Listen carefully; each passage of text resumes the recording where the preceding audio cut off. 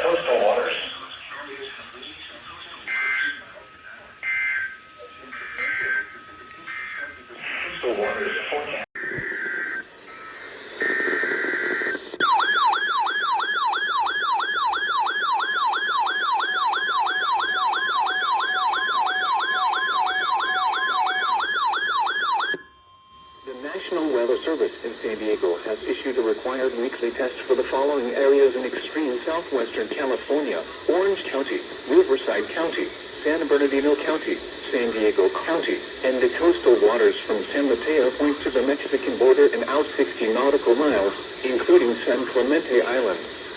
A test signal was broadcast to test the public warning system. The test is normally conducted between 10 a.m. and noon each Wednesday, weather permitting. The signal was also used to test the activation and emergency readiness of the Skywarn network of radio operators.